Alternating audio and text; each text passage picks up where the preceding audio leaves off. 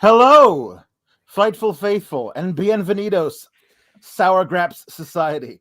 It's the Sour Graps post NXT after party deal.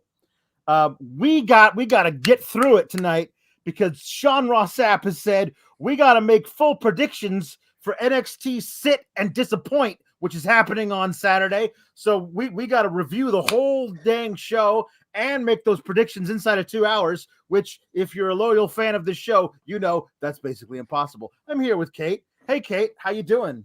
Well, I'm under a tremendous amount of pressure now. Thanks a lot, Sean. I've never been under more pressure in my whole life than to try and meet a 2-hour deadline and get our predictions in. Speaking of getting things in,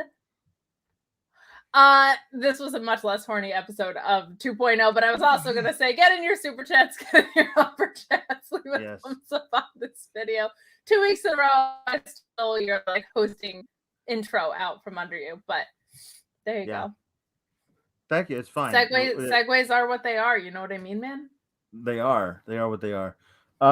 Also, subscribe to Fightful Select. That's where you can find us doing a lot of other fun things like this weekend, Kate. Oh my God. After Mania Night 1 and after Mania Night 2, that's 2 nights of stupendousness right after the show. Right after the show on Night 1 and Night 2 of WrestleMania on Fightful Select, Kate and I will be reviewing the show. So if you like our antics, that's as good a reason as ever to subscribe if you have not already. Kate, this is the go home for Sit and Disappoint, for Stand and Deliver. Not a terrible show. Some things make even less sense now than they did before, and that's hard to do. But overall, like, the in-ring action was decent to great, depending.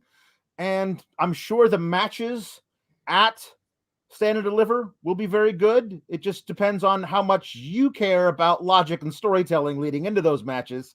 We tend to care more than most, so yeah. Sure do. Significantly less horny.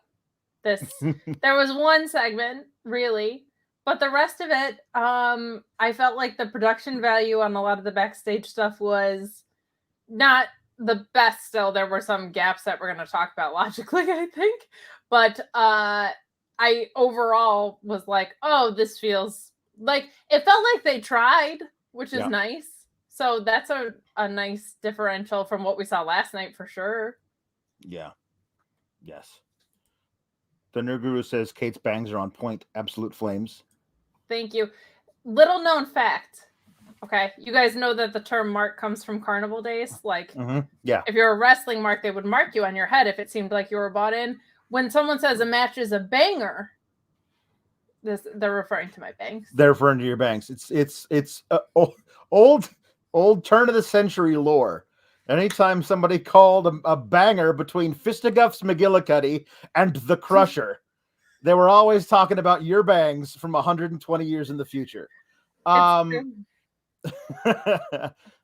So here we go. We a humper chat here from GD Painter, who says, "Hi, Kate and Alex. You two are the best." Thank you. No, you are. Alex is my spirit animal. Kate, I want you to know I went to my first indie wrestling event. Our local promotion, Limitless Wrestling in Maine. Oh my goodness, Limitless rules. I need Kate's approval. Thanks for being why I got Select. See? Get Select for us, because we're awesome. Okay, Limitless is a fantastic promotion. If you go, you simply must boo John Alba if he's there, and you must tell him that the wave, like just your traditional, like the wave, absolutely rules. We love John Alba, but also we hate John Alba. So just next time you go to Limitless, make sure that you see him and you just roll your eyes at him. Limitless is fantastic. A lot of talent that you recognize on the AEW side especially came through there. JD Drake, Daniel Garcia, MJF was their title holder at one point, I believe. Really, really great promotion. I've had a few communications with their promoter on a podcast I used to do way back in the day. And they were just fantastic people. So I'm so glad that you went to your first indie show. Indie wrestling is like my favorite thing in the world because I love watching artists find out who they are. And that's such a great stage to do that on. So Yes. I'm so glad you went. I hope you felt safe and had a great time. Mark Quill says, there's been enough fighting. Now it's time for the main event, which is just us talking. So that's nice. Someone in my DMs called my hair the main event. I don't remember who it was, but like MANE. Nice. It was so good. Everybody's been very respectful in the DMs, so I appreciate you. Well, that's always good. Jake Salazar says, hold on. Jake Salazar says, SGS for life with lemons and grapes emojis, because that's a thing we do at the SGS. And Mark Quill says we got to create a dictionary of SGS terms and jargon. We will. The Sour Grab Society is there for everybody. We'll make it work. Shotki29 responding to my thing, if we want, storytelling. Shotki29 says WWE has storytelling? ? Hashtag Team Kellex, hashtag SGS. Sometimes, not all the time. We'll talk about the thing that I hated the most first, and then we'll go back and do LA and MSK versus Imperium after that. But first, we're going to talk about this. Matt Reichel says, made it through a 2.0 episode, but I'm here for the many podcasts Kalex is doing this week. Coda and Raquel reunited, but where's Wendy? So we get a Toxic Attraction segment. And they come out, and Mandy Rose cuts a promo, and JJ, she's got a backpack with what appears to be the remains of a bunny slipper and a sleep mask and her little sippy cup. And I thought it was just a straight up like, hey, we beat up your tag partner. But I guess they're saying she was kidnapped, but are they saying they kidnapped her or that nobody can find her? Because a lot of people seem to be confused about the identity of the possible kidnappers. What they said was Wendy Chu got pinned by Io Shirai in the tag tournament, and we wanted them to win. We didn't want to have Kaylee Ray and Io Shirai come in and do stuff. So, we're now because Wendy Chu screwed up. Look what happened. And so I thought they were saying they did it, but a lot of people are saying it's nebulous. So what is your take on this, Kate? Did you see anything there that led you to believe it wasn't Toxic Attraction who kidnapped her or beat her up? First of all, I mean, anything is possible in the NXT parking lot. We can't underestimate anything. That's true. Anything. I would assume it was Toxic Attraction, but it could also have been Raquel, I guess, wanting Dakota back since now they're best friends all of a sudden. I don't know who done it. It just reminded me on The Office when they were playing that murder mystery game and they were like, there's been a murder. That's how I felt about the situation because her poor pajamas and her slipper were left behind. One time I lost a slipper and I could not find it anywhere. And it was one of my favorite. It was a nice plush one. It was the purple ones. You know the ones. And I couldn't find it anywhere. It turns out it was under the couch. I have no idea how it got there, but there it was. So maybe they should look for Wendy Chu under the couch is what I'm saying. I mean, she fell asleep on top of those lockers before, but I would have thought maybe you left your slippers under husband number 7's bed. Let's try not to be too horny. We have to talk about Nikita Lyons later. We'll get all that out of the way then. I just call it like it is when I'm talking to Linder. Well, the glasses are off, then I'm not allowed to be Linder anymore. You're like Sonya Deville with her jacket. It's true. Just like that. Then they I don't know, they're gloating about something, and then Dakota Kai runs out to attack them because here's the thing. That was the thing you brought this up. Gigi starts cutting a promo about and JJ, they're like, we're the tag team champions and nobody can touch us. We've beaten everybody. You had one match, you beat one team. Like, you defended the titles once since Halloween Havoc. It is almost frigging April and will be so before you defend the titles again. So let's not go with the whole nobody can beat us thing because you've defended the titles once.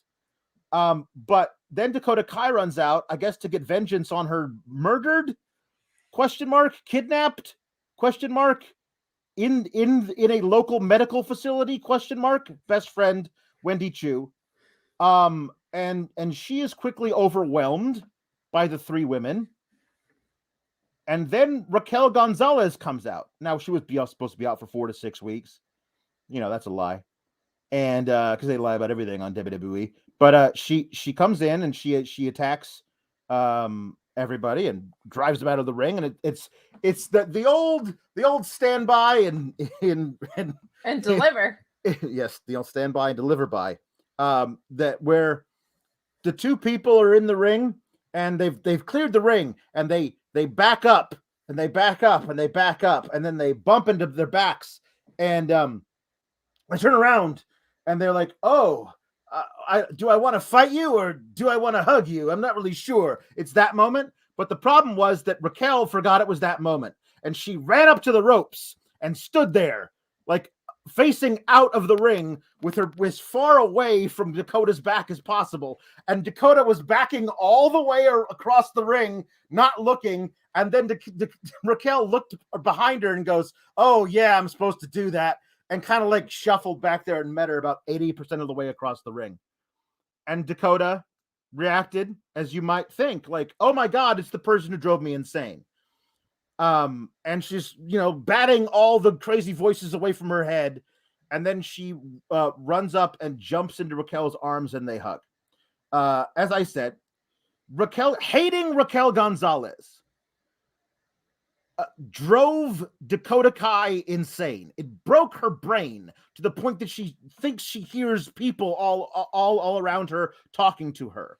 She hated Raquel Gonzalez so much that she hit her with a shovel and cost her the NXT Women's Championship, which we've established many times since is the most important thing in the world to Raquel Gonzalez. Dakota Kai took that from her. Now they're best friends again because reasons. And apparently one of the reasons is that Gigi and JJ need to defend the NXT Women's Tag Titles at Sit and Disappoint. So they need somebody to face. And it's Dakota and Raquel, where it might as well have been Kaylee Ray and Io Shirai because they won the tag tournament, which gives them the right to that tag title. Like the thing that happened last week makes even less sense now, Kate. Now my brain is broken, just like Dakota Kai. Anyway, what were you were going to say something? I thought I heard you say something. Yes, broken Alex. Brother Alex. Yeah, no, this makes no sense. I don't understand why the people that won the tag tournament wouldn't be in line for the tag shot. I thought that whole angle was because Gigi Dolan might have been injured, but she can apparently fight, and that's happening next week, unless there's shenanigans between now and then, which I would never underestimate in the world of 2.0. But yeah, I think this is dumb, and I don't understand. There wasn't even like a conversation where they got over their differences, unless they're going to Tarantino it. I don't know. But they hated each other like viscerally, and now they're just like cool. Yeah. JDB Pringle has an idea. Girls gotta support each other, Alex. Sheesh. What? No. Every girl thinks another girl is a bitch. That's true. And not as hot as me. Have you seen my bangs? Thank you. So Graham B and the N and the H seem to think it was a likely suspect. The N and the H said, did they get Tony D's associates to take her? And Graham B says, Wendy sleeping with the fishes. Hey, gabagool. So maybe it was Tony D'Angelo, because if it wasn't him, like his idea, then obviously Toxic Attraction hired him and he paid off a hitman to take her out. I had the best idea, which they're not going to do, which is that she just got like hammered. And because she sleeps just in random spots anywhere, she was like, I'm going to get changed out of my pajamas into my other pajamas. And she just like left a trail behind. But she's totally fine. She just passed out somewhere else. Right. I don't even know if she needs to be drunk. That might just be something that she does anyway, because she's always so tired. Luis Polito. Happy birthday, Luis! Birthday boy and our superstar mod. The mod god! Luis Polito. Birthday cake emojis or whatever the hell you got in the chat, guys, for Luis Polito, who's awesome. He has a prediction for who it was. He says it was Boa Stang. It was the Sting Boa. We haven't seen in a while, so he might be out there just kidnapping girls. It could be anyone. This is NXT 2.0, you guys. Yeah. Mark Losper says, must be a good episode when the first words I hear after clicking the link is murdered? ? Look, I won't lie. Two things that I love in wrestling that make absolutely no sense are wrestling weddings. And I love me a good whodunit if it's done the right way. Impact had a real fun murder angle. So this just seems very weird to do on a go home to stand and deliver, like to suddenly throw this wrench into the plot. Yes. Yeah, I don't know. It's so funny. This is going to be on the pre-show, which I guess we have to watch too, Kate. Oh my God, we're going to have to get coffee. Does that start at 8 a.m.? What's happening? Anyway, so yeah, they made the match. Gigi and JJ versus Dakota and Raquel. Earlier, like at some point in the night, we're going to talk all about all this stuff. There was a Kaylee Ray and Io Shirai pre-record where they talked about that. Apparently, they just decided they were going to do it on a whim. Like, hey, we're going to challenge her to a tie, to make it a 4-way match, and we knew she couldn't say no. Well, I mean, there's nobody there to like make her say yes or to reject your challenge. There's no authority figures, so whatever you say goes, girls. That's fine. And then there was a Cora Jade promo where she said that she used to like draw little things in her notebooks during math class. Instead of doing math, she would write about her dreams of becoming one day the Divas champion, which I don't know what math she was doing because she's like really, really young now, and the Divas championship hasn't been a thing in like 7 years. But anyway, relatable. I have ADD. I was oftentimes doodling instead of doing math. Anyway, it's a babyface promo. It's effective. We'll make our predictions at some point. I with the fatal 4-way stipulation, I would be very surprised to see Mandy Rose come out on top at the end of this. Cora Jade could be set up to like, hey, let's see what we can do with the young one, like that's honestly, I don't know. It feels like they think she's got a lot of momentum and they want to try it. So we'll see. Will the Toxic Lounge be converted to like the Skater Square or something? The Skater Square. Skater Square is absolutely what it would be. She's going to turn the entire, like, where there's the Raven's Nest, just going to be a half pipe. Just her going back and forth. Yeah, there you go. Perfect. She's going to like rail her way down to the ring. I like it. The Shot Kid says, hearing Shane is coming back somehow fixed Dakota's mind because it re-broke it. But she thinks it's still 2020 when she and Raquel were friends. Look, I need to make sense of this somehow. Thank you, Shocky29, for trying. Here comes the what the heck. Mark Quill says Kate for NXT Women's Champ and AEW Champ. No, thank you. I would prefer to be booked well. I will go to Impact instead. Don't you think though that you would change things Nope. the way Cody's going to change things in WWE? Oh, the way that I don't know, Britt being title reign hold like the AEW women's title. No. Yeah. No. No. No, I don't have that big of an ego. I'm realistic about the wrestling industry. I understand I'm always only one woman. I am there to get my winner's purse and leave because I'm old school. Thank you. Got to go to the pay window. That's me. The window is what Linda and Sheila absolutely go to. Oh, I remember going to the pay window back in the day because I would go to the horses with you and husband number 3. Yes, we would go to the racetrack every Sunday. It was a great time until he gambled all his money away and you had to divorce him. We would go bet the ponies. That's what we would call it, betting the ponies. We would go and we would put down a couple of dollars on whoever was the biggest long shot. We always lost, but no big whoop. It was fun. Reminiscing with Linda and Sheila. Mark Losper says, we knew she couldn't say no. Makes sense. Mandy's proven that she's totally honorable and willing to take on all challengers. Who writes this crap? I mean, I know who approves this crap, but super nervous Mandy's gonna retain. Yeah, it's just I mean, I don't know why you like, if you're gonna have her retain, then have her actually have a regular match against somebody and not these multi-person matches where it's the best way to hide her, though. It's the best way to hide the weaknesses. Yeah, I think Io and doesn't Kaylee even Ray have to get pinned. Just do it. I think Io and Kaylee Ray, I think both might be main roster bound, especially Io. So Cora would be the other person to put it on, and Cora has made quite a bit of enemies, not on her own fault, but some people are ready to step up. I'm just saying. I like that you called her ELO for a second because it reminded me of ELO, the Electric Light Orchestra, which I saw them perform live back in the 70s. They were very good. I even had that song Evil Woman, that was one of their songs they did. I think that's about Mandy Rose. I was thinking about the Andrade El Idolo when I said the ELO, I think. That's you can't take off your sunglasses right before your sunglasses.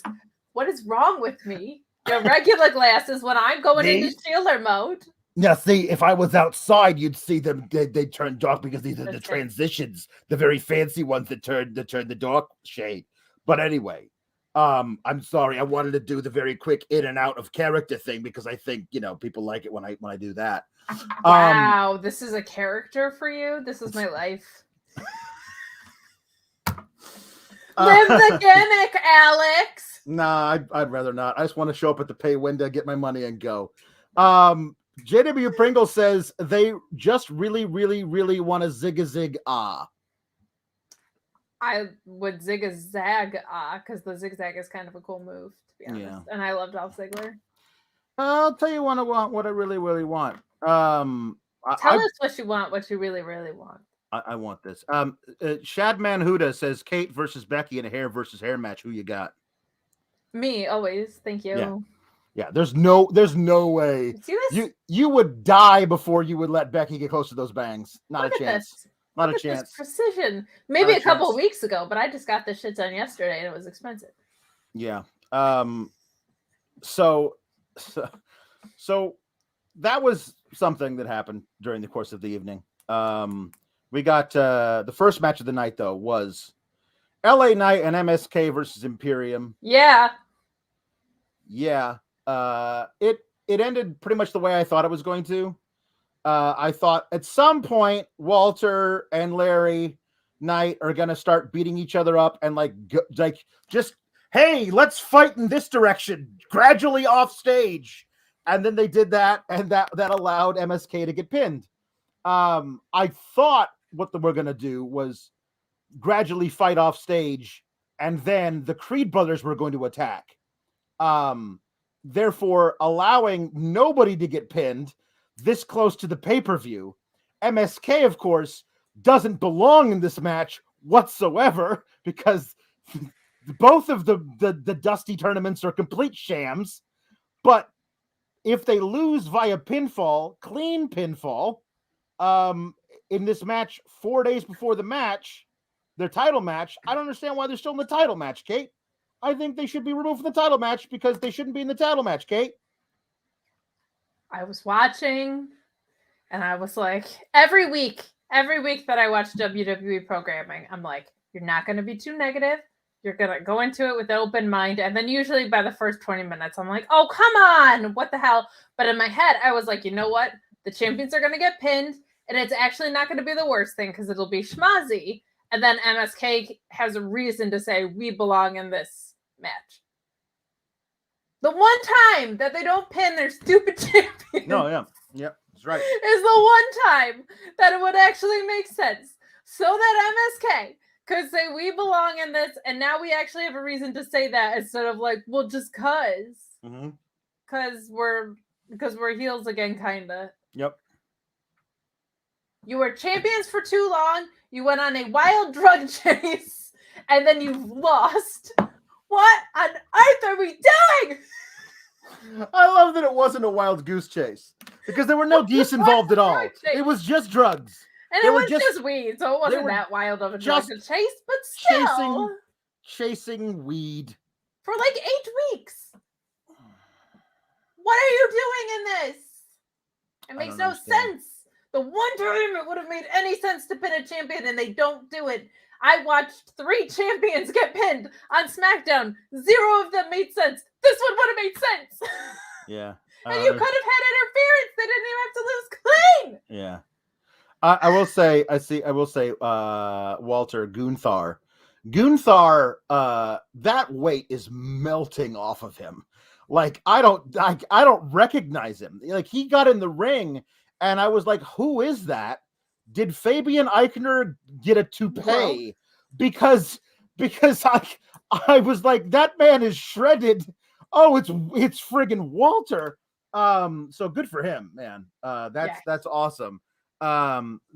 Listen, Larry Knight versus Walter is going to be a fun match, but it's one of those deals of like, let's see how many times Larry Knight heart gets restarted by a chop.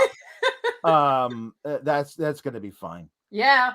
And this match was good. Like, I liked that there was the hey, you thought so and so was legal, but he wasn't. I do appreciate more and more you see that these days of the heels doing blind tags and the baby faces. And I like heels being smart. I think heels should be street smart. And I like that Imperium and that Eichner and Bartel are doing that. So that's good. Because if anyone is going to be a dummy, it should be the baby face. After the match, that's when the Creed brothers show up and they just have a stare down. Like, nobody fights anybody. They just stare at each other.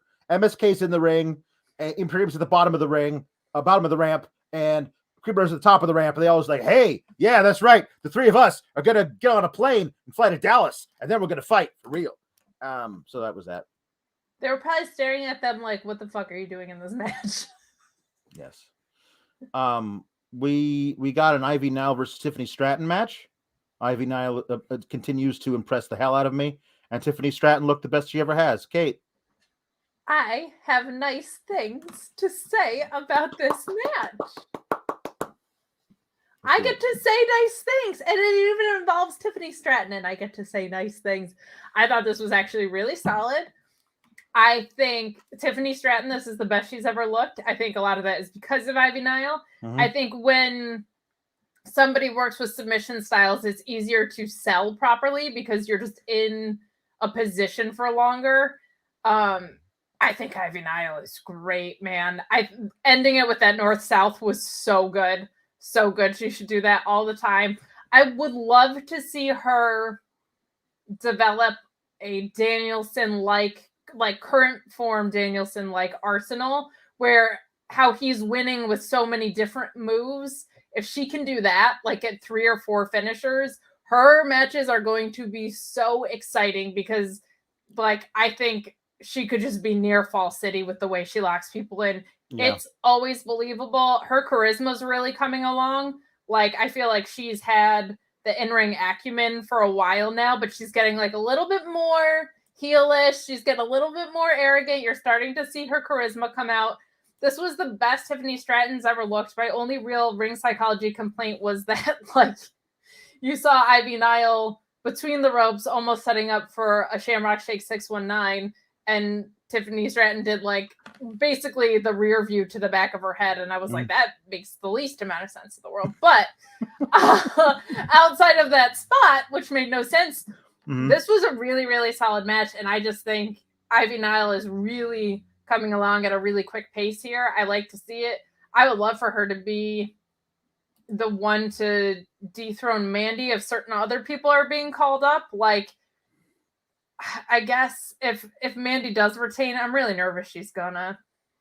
Yeah. I'm really nervous she's gonna, unless they do put it on Cora, but I feel like Cora has been so mired in other things that's gonna come back to bite her in the butt. But anyway, I think Ivy Nile's outstanding. I would love to see her be the one to dethrone Mandy, but this match was just really good, and it was nice to see Tiffany Stratton work at what felt like a better pace for her and at a better style. Like, this was definitely her strongest match, in my opinion. What did you think? Do you have happy things to say?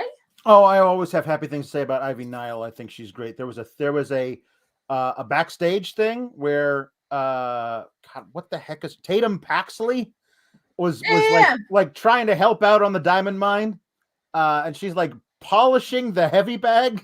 I was just like, it was like, we need something for you to do to clean. Here's a squirt bottle and a rag. Squirt something and polish it. And she's like, okay. It was just this weird thing. Like, nobody gave her any direction. She just did it. But then Ivy Nile's really angry at her for helping out. She's like, hey, in Diamond Mine, we kick ass. We don't kiss ass. You're never gonna learn. Stop cleaning up.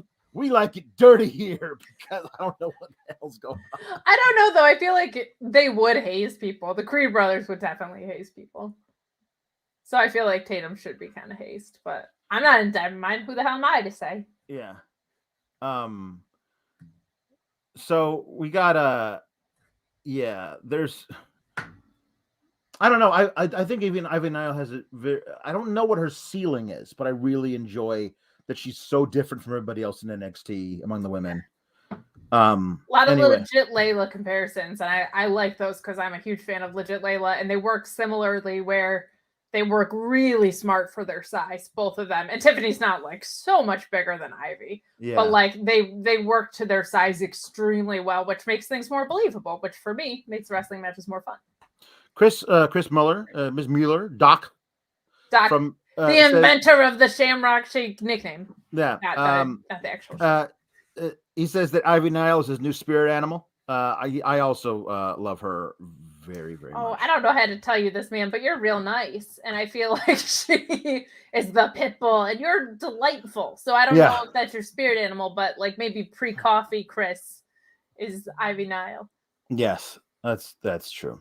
So yes, Saray shows up, Super Saray this time, with all of her crazy super fog and everything, and distracts Tiffany Stratton long enough that she gets put in that weird, like, I'm gonna reach around behind my back and yank on my own arm deal headlock thing from Ivy Nile, and taps out to that. So there you go. That's nasty, that north-south. I like that. Josh Weaver says nobody wants a dirty bag, Alex. She was cleaning the heavy bag. Oh man, if only we had a Manscaped read right now. If only we did. If only we did. That's probably true. Yeah. I don't think anyone's like, oh, dope, my bag is gross. Somebody get me a rag. I need to polish my bag. You, sir. Yeah. Polish the bag. We got a lot of promos. Like, hey, things are gonna happen later this later on Saturday. Spark Lost says she came pre-transformed as a Super Sarayan. That's good. So Ciampa cut a promo where he talked to you. He says, you and I, we've went through so much. And it was really like he was talking directly to each individual fan as opposed to the throngs of adoring Full Sailors. It started a little Mr. Rogersy for me because of that. But then it went to places I really liked. But it did feel a little like... he was talking about how, like, you've been there this whole way. Things public, like winning the title. and having to give up my title before my next surgery, and private, while having 5 miscarriages and then finally having our miracle baby, or my baby daughter.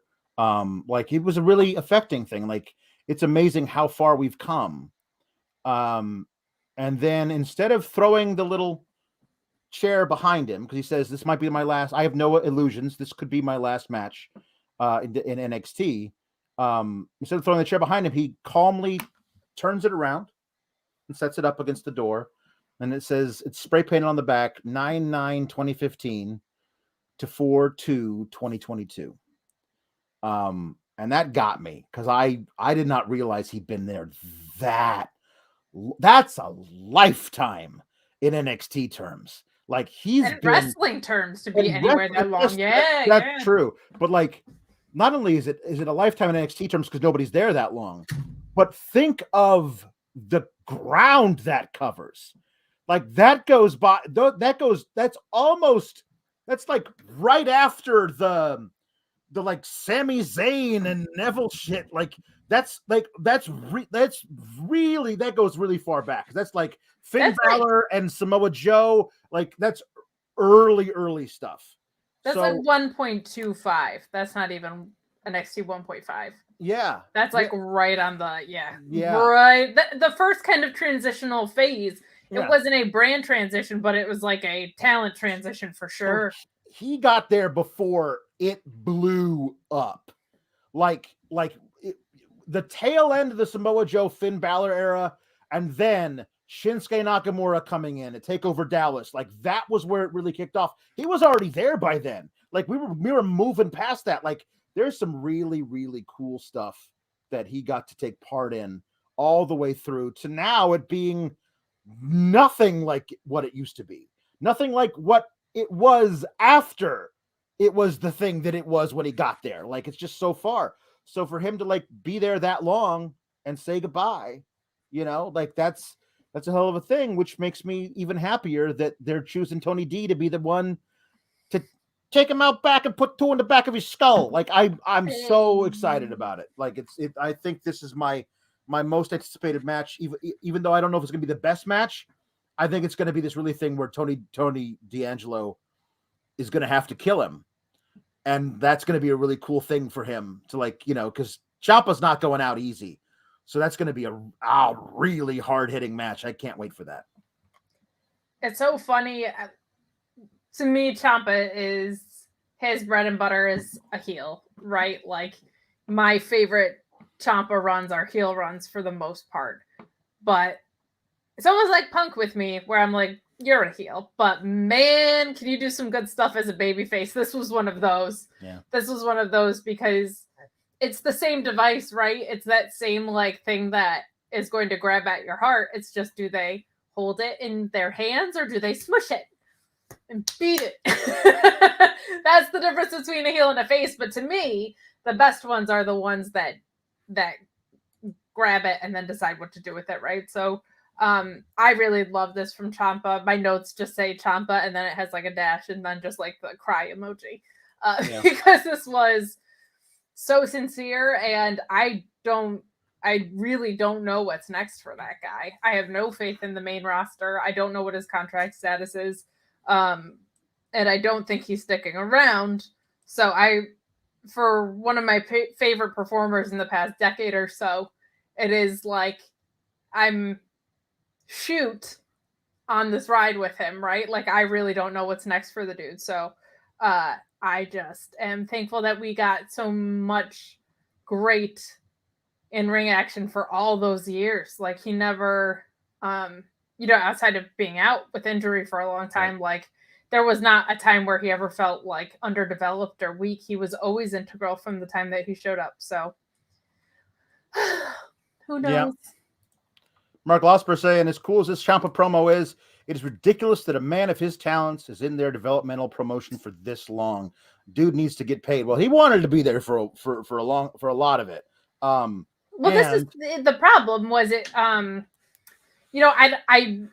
prefer Black and Gold to NXT 2.0 for sure, but like, there was a point where it was not a developmental promotion anymore. This was not. So what is currently happening, I don't like, but it's more in line with the main roster. So to say he was in developmental that long, like, yeah, it's a little bit egregious, but I would always say that watching NXT versus the main roster was like if the AA Yankees were kicking the Bronx Bombers' ass, like every single time they went out there. So I don't know if it was like an insult that he wasn't called up as much as like an alignment with the personality of the brand and the performer. Yeah, I mean, like we've seen what happens when people who you would think would be like right up Vince's alley get called up. You know, like why what happened? Why was Karrion Kross treated the way he was? If not for a vengeance against, and that's for some way like weird grudge he had against Triple H. Keith Lee, like I know he had the health problems, but before that he wasn't being booked like a megastar, like he should have been. But these are dudes that you would think are like Ciampa's he's a smaller dude. He can cut a promo, but I think I love watching him work.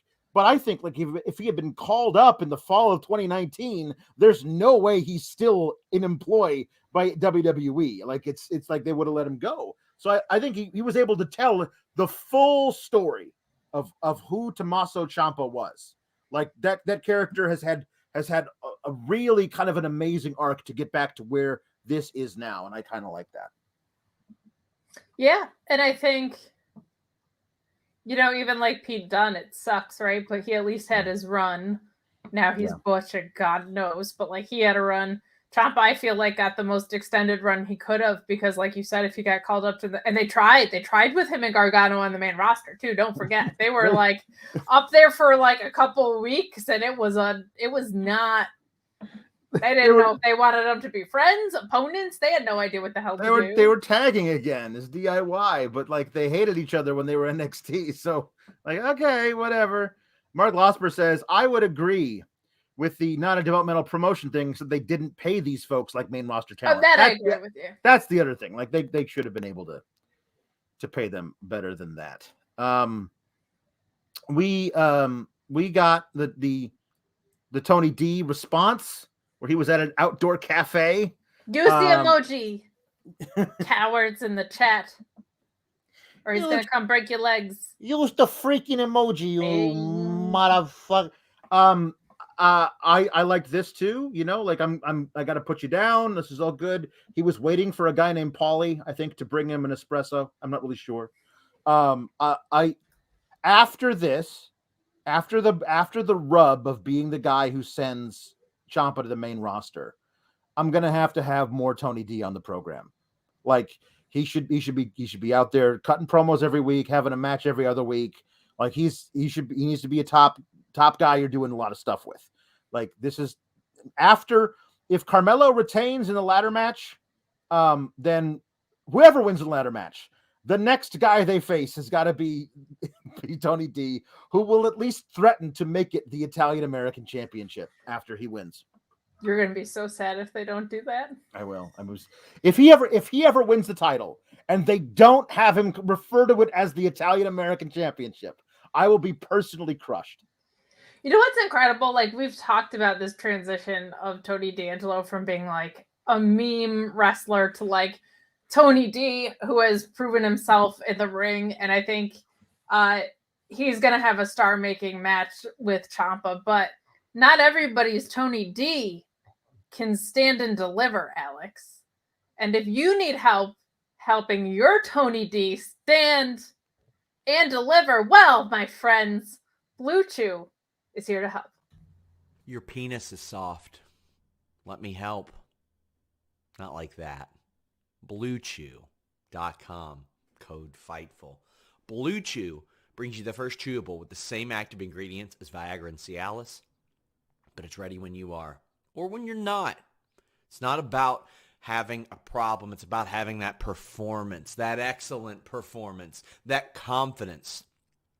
Fill out their online questionnaire. You work with an online physician. You won't have to wait in line at the pharmacy or the doctor's office. It's shipped discreetly and directly to you, and you get that first shipment free when you use that code FIGHTFUL at checkout.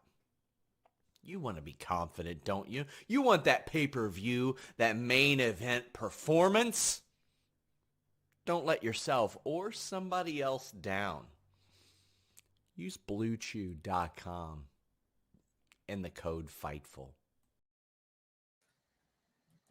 Not gonna lie, that might be my favorite segue I've ever done. Ever. Paul Driver Finisher says, my new phone has the gabagool. Hey! The gabagool emoji. We love it. Hey, since we did a plug, perhaps we should remind you to subscribe to FightfulSelect.com because Sean broke a bunch of news about who on the free agent market, on the women's side of things, is drawing intrigue and who's not. For the love of God, it's worth reading if you like to anger yourself like I do. Updates on Nixon Newell, on Athena, on Tony Storm, many, many more. And plus, if you subscribe to Fightful Select, you know what else you get?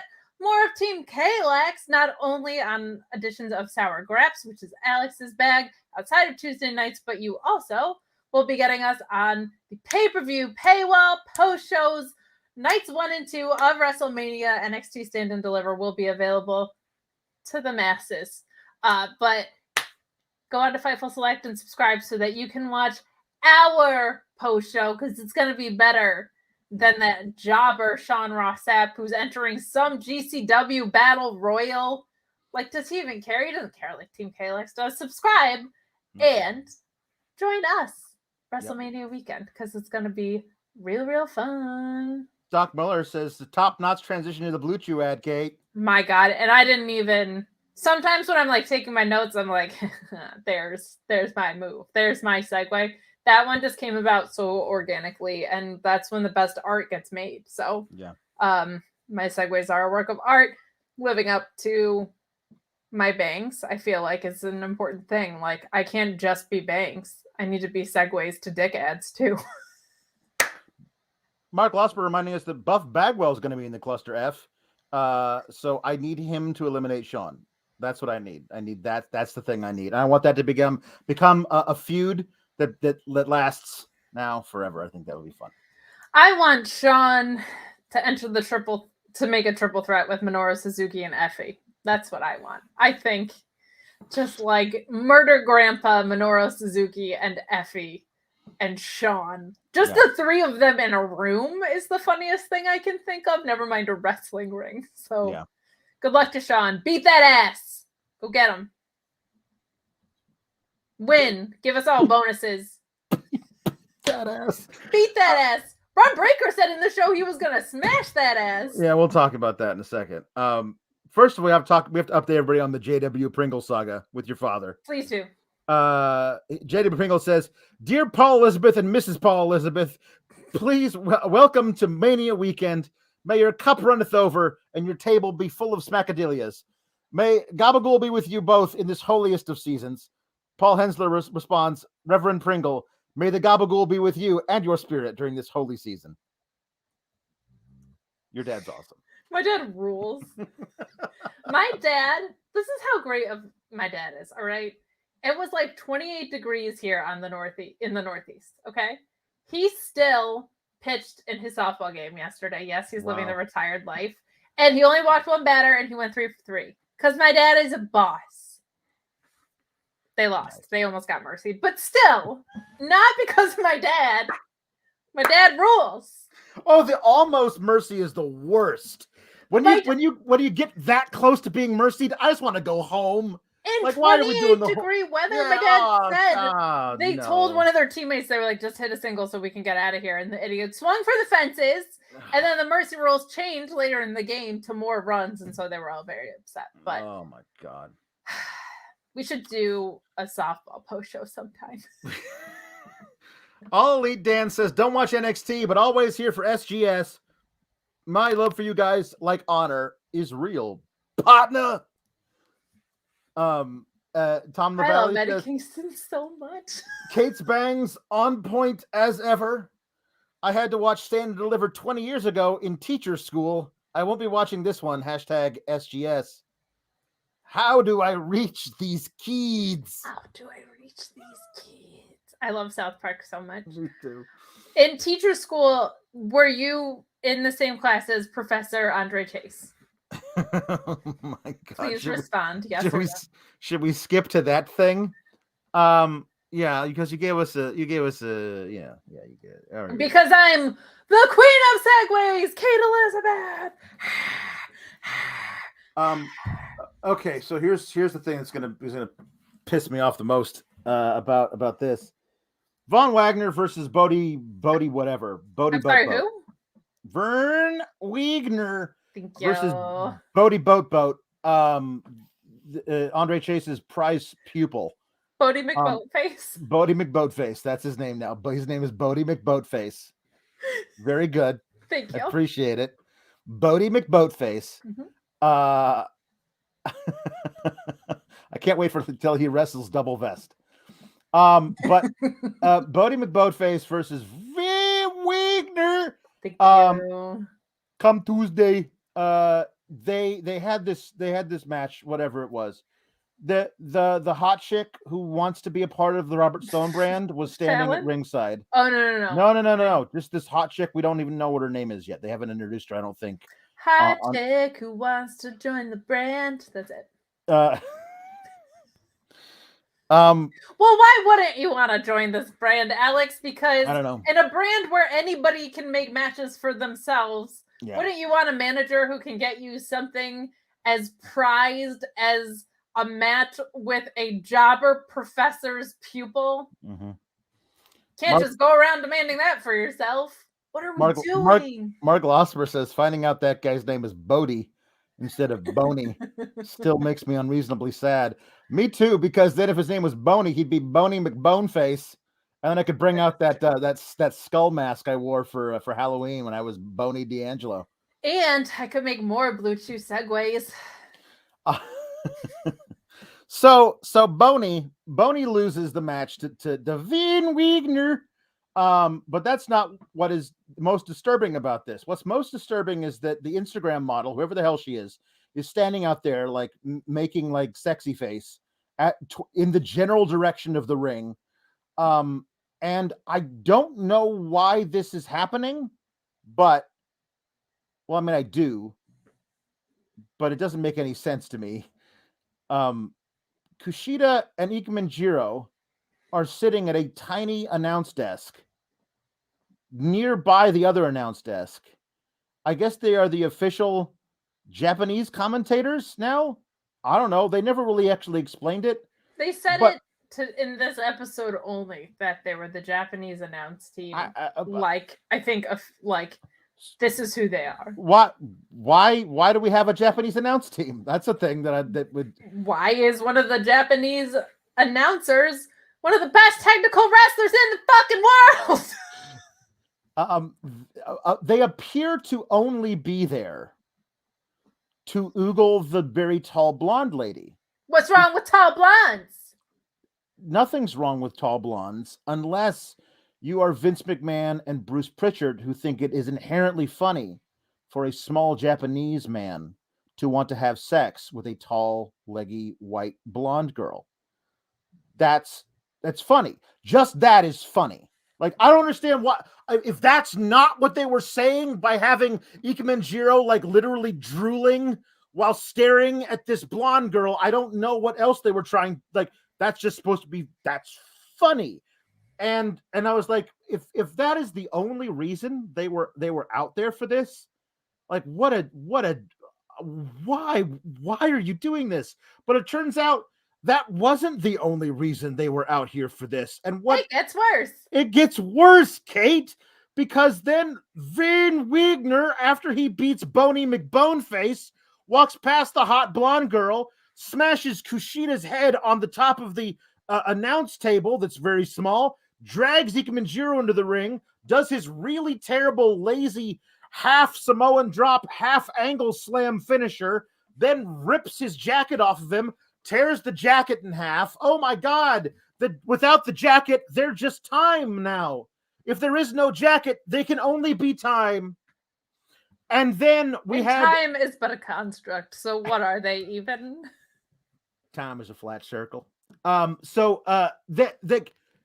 that's all they did, that's fine. But then you have Vic Joseph making things worse, saying That jacket is Ikemenjiro's identity. It's basically a lucha mask, apparently, to them. Oh my Okay, so the God. problem is Von Wagner is already human ambient. I'm sorry if that's mean, but it's true. Yeah. There's nothing there that I have gravitated to yet.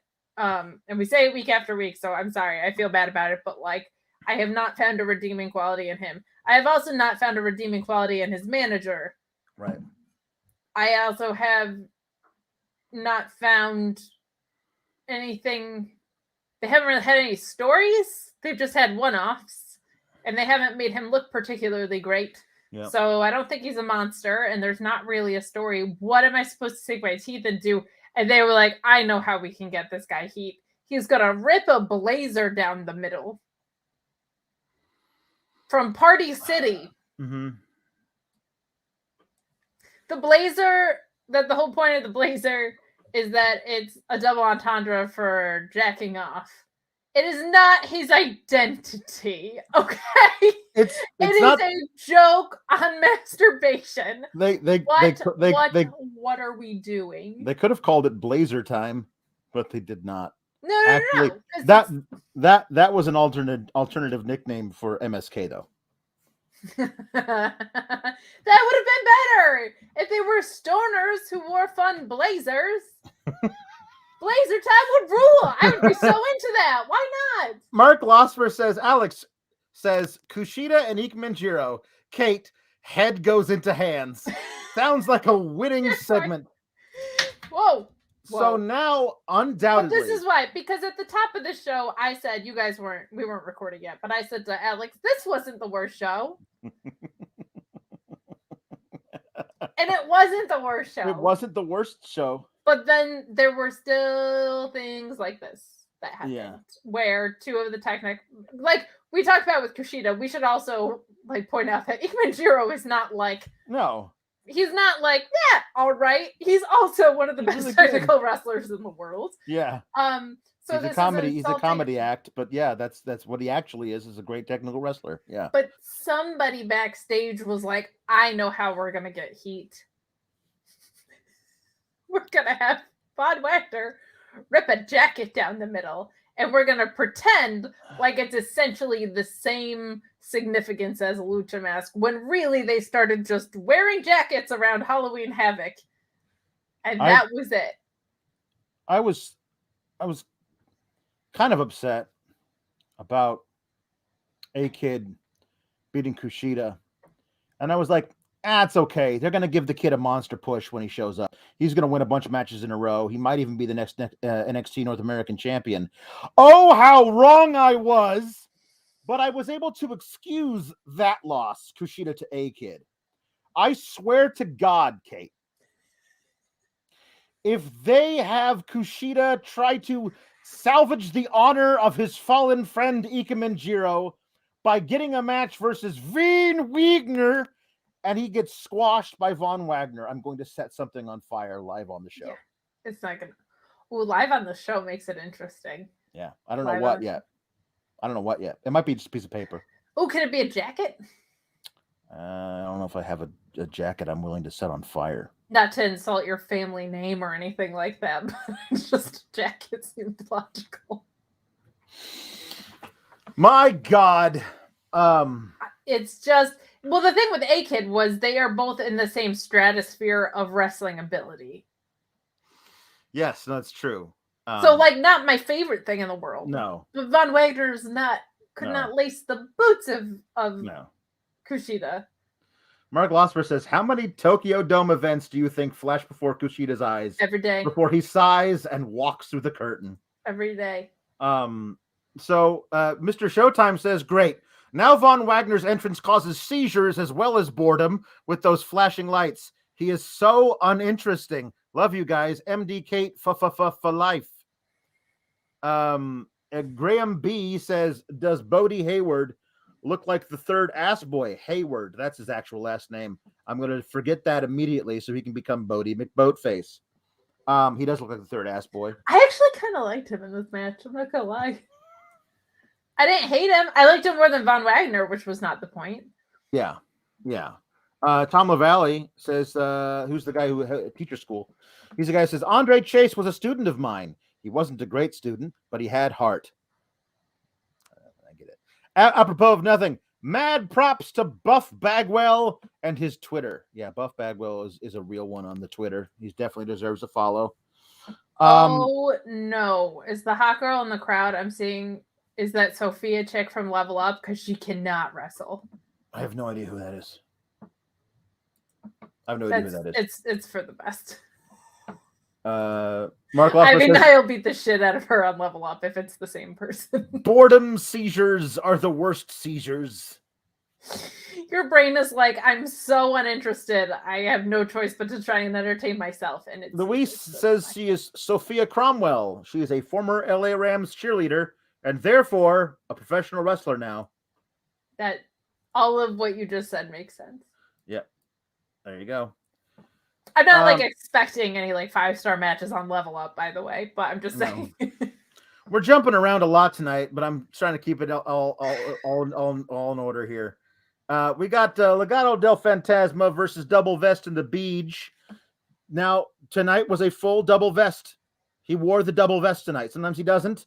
I had people tweet me who were like, "Oh, now I know why you call him Double Vest." And I was like, "See, there you go." It's canon. Look it up. So Chris Muller says, "Am I the only one who thought of Artie from Pete and Pete when Joaquin Wilde held himself sideways on the ring post?" Hashtag SGS. I don't know. I was just more like, I will never have the core strength. God bless. No. I was like, I can do 2 sit-ups and then pass out. This guy was like a flag in the wind, but there was no wind. He was just supporting himself with his body. Kate, what happened in this match? I don't know. A lot of power bombs. That's about it. Oh, I there was one thing that was the thing that happened. Because they're trying to put over Double Vest as this monster type guy. He was laying on his back and didn't put the knees up for the 450. He just reached up and grabbed Joaquin Wilde's throat to do picked him up and then choke slammed him. Here's what makes me nervous. Is he gonna try and date Electra now? Are we gonna get this? Is it gonna be like, oh, a hot girl's around again? I'm all nervous. Yeah. And now Fallon is, I guess, a part of the Jeff Foxworthy stable. Yeah. Officially, she's standing there now. Yeah, they put out didn't they put out their hands and do the shield fist triple fist deal? I don't know, man. Your mileage may vary. I'm not a big fan of the double vest in the beach. I love Legado. I think they could be really great. They should be on the main roster. Should have been months ago. Yeah, double vest in the beach are not the worst, but they're just. No. I don't like things that are one note, which is why watching the main roster is hard for me. Mm-hmm. Mark Losper says the number of vests increases the closer to premium live events you get. He's going to wear 14 before his Mania debut. I mean, on a go home, you should be properly vested. Yes. Yeah, properly invested, which none of us are in WrestleMania. So I forgot to mention during Cora Jade's little promo about how she's like, I want to talk about all the people who've held the title, Paige, Sasha Banks, and Charlotte, even though I don't like her. And I was like, I liked that. I thought it was cute. I did too. But I was like, yeah, watch them call her up way too early and absolutely spoon feed her to Charlotte, because I'm sure she'll be fine, type of deal, and she won't be, and it'll ruin her, and that'll be fun. You don't think they'll save it for brand supremacy season? I don't know. No, because NXT isn't involved in that anymore. Not at all. But we got a Dolph Ziggler pre-tape promo where he talks about how he's awesome, and he's still he's bitter about losing all the time in the main roster. But it's cool. I wouldn't change anything. Now I'm the big dog here in NXT, and I fly in, get off my jet, come in, do my stupid segment, go back to the airport, fly home because I'm Dolph Ziggler and I'm better than everybody here. And it's like, okay, fine. What he is he's here to show the world, Alex. So, mm-hmm. In my head, this is how this went. They wanted Dolph Ziggler to make out with someone in front of a locker, and he was like, "Oh, I'm not doing that, and here's why." And they were like, "Should we change everything we've ever done?" That's how this felt to me. Things I liked him saying that I like this "you're so big in Florida" thing. That I think is fun. That's very effective heel work. What I did not like was, imagine what I could have been if I had all these coaches and all the support. I would never have been Nikki the cheerleader. I'm like, guess you would have. There's a fake university on this bridge that was on like 10 minutes ago. I was like, you absolutely would have been Nikki the cheerleader because this whole brand is high school. And I've made jokes about the Spirit Squad being a part of Chase University. Like, that's how endemic of a fit it was before Dolph Ziggler even got here. I was making those jokes. So that was the only thing I didn't love was I was like, of course you would have had a cheesy gimmick. Look around. But I've liked Dolph Ziggler in NXT, darn it, but I'm a Ziggler mark, so I'm usually going to be happy if he's on my screen. Yeah. The thing of it is that if Braun is going to the main roster right away because Vince loves what he sees, then he has to lose to Dolph Ziggler on Saturday, which is a bad idea. But I think you can easily get 6 more months of him in it, or 4.5 more months of him, so that he goes up for SummerSlam, and debuts there with a big time match. I think that you could do that with Braun Breakker. I mean, Shane O'Mac is back, so I think the two of them should just have like a year-long story. Yeah, I think that's good. Mark Losper says, Dolph, I wouldn't change anything. Sure, bro. Sure. I mean, I think he would probably change. Being the sole survivor in 2014 at Survivor Series in this amazing performance, then like getting injured immediately after that, and then dropping right back down the card. I'm sure he'd probably change that. I mean, that's not his fault, but yeah. Or being in the Final Four of Royal Rumble 478 times and never winning, and always being my dark horse. And me being like, he's gonna do. Oh, yeah. Frequently sad. We got that promo by Dolph, and then we got a pre-record promo by Braun Breakker. I'm gonna here's what I think of him in the ring. I think he's just the perfect hybrid of speed and power that WWE really, really needs. He would work so well on the main roster, provided, of course, they don't book him like dog shit, which is always possible. I mean, that's for everyone, right? Right. But normally when he cuts his in-ring promos, he just, hey, I'm Braun Breakker, I'm gonna get you. Like it's that kind of stuff, which he's just is always at like a 9.5. But this pre-recorded interview, he was thoughtful. He was actually, it felt like he was actually talking as opposed to delivering lines. Like, I think, and he's so early in this business. Yeah. I'm willing to say this, Kate. If in 5 years, he is not the guy in WWE, then someone will have made a grievous error. Like, at that point, Roman's going to be over 40. He's probably going to be in Hollywood by then. Like, in 5 years, by Mania 43, this guy needs to be the top dude in all of WWE.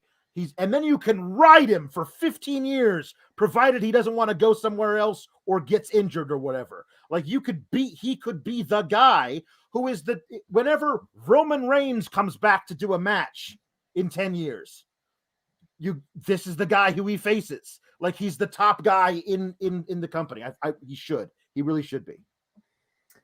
I really felt like this interview, I was like, oh, he's been working with Ciampa. This felt very, very, very like, because kind of in Ciampa's cadence a little bit, and the sincerity with which Ciampa delivers things. I was like, he's learned a few things from good old Ciampa.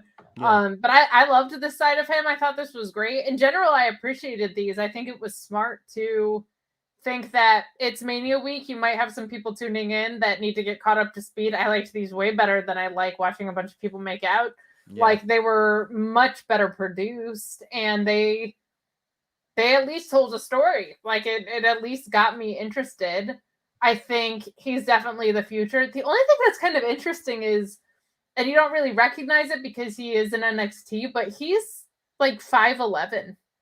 So that's the only thing that I could see them shirking at. He looks like a monster because he's in NXT and he is built. But I wonder if when he goes up there, he's not going to look as big. That's my only hesitation. But I think he's definitely the guy. Who else do you even have right now that they're going to clearly push to the moon? Yeah, I think the thing is that you could easily the idea of 5'11" dude.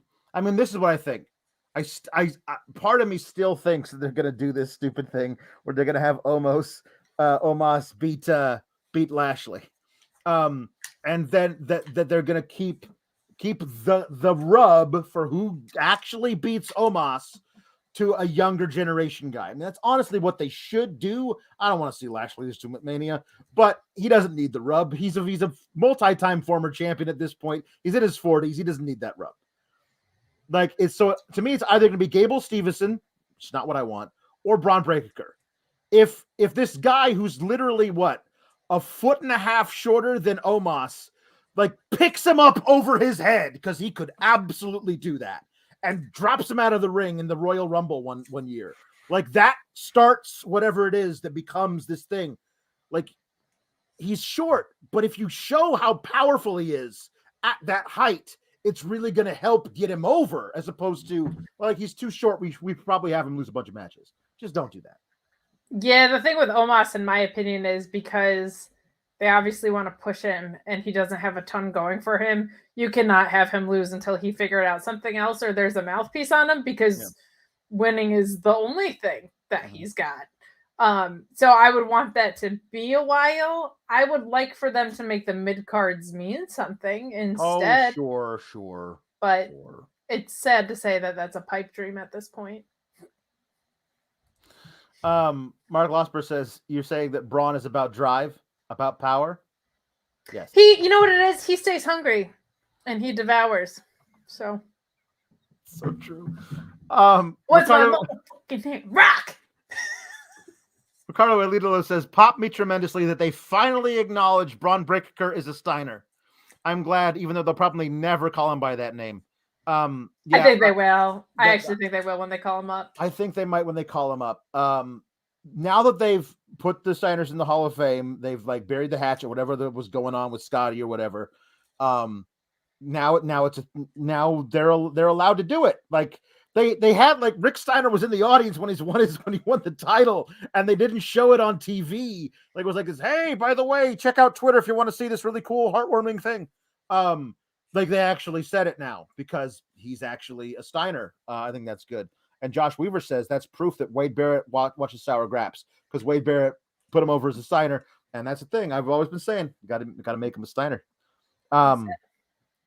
So this match, Breakker versus Ziggler 1-on-1, should be a lot of fun. I fear it won't be 1-on-1. That Rude's going to get involved a bunch of times, and the ref will never eject Rude from ringside until the very end of the match, where it'll be a turning point for the match. But I'm not making my official prediction yet. Mark Losper says, I like Dolph, but having the main roster jobber be the champion of this brand is the biggest indictment you can possibly stand and deliver. I still think they should have found somebody who was on at least a bit of a win streak, as opposed to Dolph Ziggler, who's just been a loser for years. Who's on a who on the main roster is on a win streak? Hold on. Touché. Well, thank you. Yeah, there's nobody on the win streak. There's nobody on win streak. I don't even know what this is referencing. Thank you, Josh Weaver. Do you know what this is? He says, I like how they changed a guy's name to Bodhi, but when they had a guy whose real name was Bodhi, they changed his name to Kizarni. I don't know who Kizarni is. I'm not sure who that is. I'm I don't know, but they sound like they're going to be added to the Danny Boy stable on the main roster. I know that Kizarni Stone. It feels like I know the old Bing Crosby Christmas song. It's Christmas in Killarney from all the folks at home. Kizarni from the Ruthless Aggression era. Whoa, that goes back far. Yeah. Okay, that goes back far. I don't know who that is. PG, I have research to do. Yeah. I can't be dropping the hip hop hippo and not know who Kizarni is. We got Joe Gacy versus Draco Anthony. We did. Joe Gacy won. He did. I don't know there's much else to say about this match. I think Joe Gacy's pretty good. Yeah. No, I think he is too. He's kind of like just doing this thing mostly on Level Up and occasionally on the main show. It always makes me laugh when you say Level Up. Because it's like there were vowels there and you ate them instead of there just not being vowels. It was like you took them away in the same way. Level Up. Yeah. It was fine. I think Joe Gacy in the ring is pretty good. He's actually got a lot of cool intangibles about him. Draco Anthony's very, very built and very strong. He who knows where his ceiling is. This just feels like filler right now because I don't really get the sense of like if you're actually going to do the Joe Gacy recruits new people to be a part of his cult, then do it. Don't have him like dance around one guy who always rejects him. Like have him be really successful the first time he recruits somebody. And then again, maybe a little less successful, but he's still able to do it. And then you have a guy who he really wants, but he can't quite get him to come into the fold. And that's your story. This just seems like you're just treading water, of course. I think they might be because there were rumors they want to call Harland up, and I don't know if they know what that means for Joe Gacy. I don't know if they know what that means, which I also think is not a good idea because he has not looked very good in the ring. So, yeah. Anyway, there's the thing. That's the thing. It was good. It was decent. Mark Losper saying, given the way things have gone, I think there's a genuine credence to Kate's theory that they had to negotiate with the Steiners for the name. And now that they have that, I think that they should really just do it. Just have him win the title at Stand and Deliver, bring out his dad and his uncle, the Steiners, and says, from now on, I'm Braun Steiner. Everyone applauds. We could leave that whole Breaker time period in the past, and he can strap a rocket to his back and move on. I will never leave the Breaker era in the past because that's when I came in here, damn it. But also, thank you for putting respect on my name and my bangs for that theory. Yep. I feel like leaving a breadcrumb trail of like all of these other hints that he's a Steiner is a really great way to pressure people into giving you the name. So I still maintain my theory, but that's not anything like people always think I got stuff from Sean when I come up with conspiracy theories, and it's not true. I just am a great conspiracy theorist, much like Sami Zayn. Mark Losper says Alex's Level Up is a good start to a Kiwi impression. I'll have to figure out. I have not yet studied the New Zealand dialect, but maybe I should just for the hell of it. It's like Australian, but kind of cuter. Sorry to our Australian friends. Oh, I know of it, but I couldn't do it off the top of my head. That's fair. It also might not be true. I just have one friend from New Zealand, and she's adorable, so I might just be like associating. Her name is Kira. I know her through a friend she's his ex, and I kept her and not him because she's better. And she might even watch this because she's very wonderful and supportive. So there you go. Awesome. Backstage, Persia Parada and Indy Hartwell are arguing over whose man is hotter, who's the better couple, Duja. Whatever. Duja or Index. Hey, Alex, Dooja.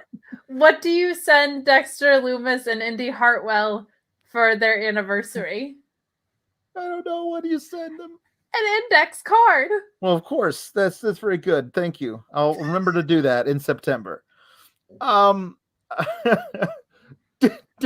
You just send them hygiene products. Oh my God. Hello, mother. Do you ever feel, not so fresh? Yeah, that's why I use Dooja. It's just terrible. It's just terrible. Anyway, they have an argument over who's the hotter couple, and Nick, hey, so how about you bring your man to Texas and I'll bring my man to Texas, and then we'll have the NXT universe decide who's the hotter couple. So I guess this is probably going to be part of Stand and Deliver, where Index versus Dooja like make out, or like the guys are shirtless and the girls. Is it what is this? It's gonna be terrible, Kate. Whatever it's gonna be terrible. I don't know. I think it's pretty obvious that serial killers are extremely attractive. What is this? Yeah. I don't understand. It's terrible. I really liked Persia and Indy together, but we can't have nice things in the women's tag team division, so why would that be the case? Even people that win tag team tournaments don't want to function as a tag team, so why would they?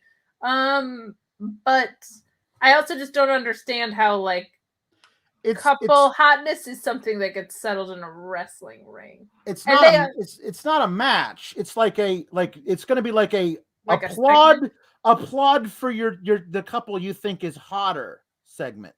Like, I honestly believe they're going to do that. I'm going to cry. Yeah. Because it's going to be, I'm going to be up at 9 a.m. watching that. Yeah. And just, if it is a match, it was then that I was like, wait a minute. They decided to have a match on a premium live event. Mm-hmm. They just decided to have it about who's hotter. But Robert Stone couldn't do better than a student at Chase University? I don't know. What is going on in this world? Don't know. Mark Losper says, insulting Australians? Don't make me go after your bangs, Kate.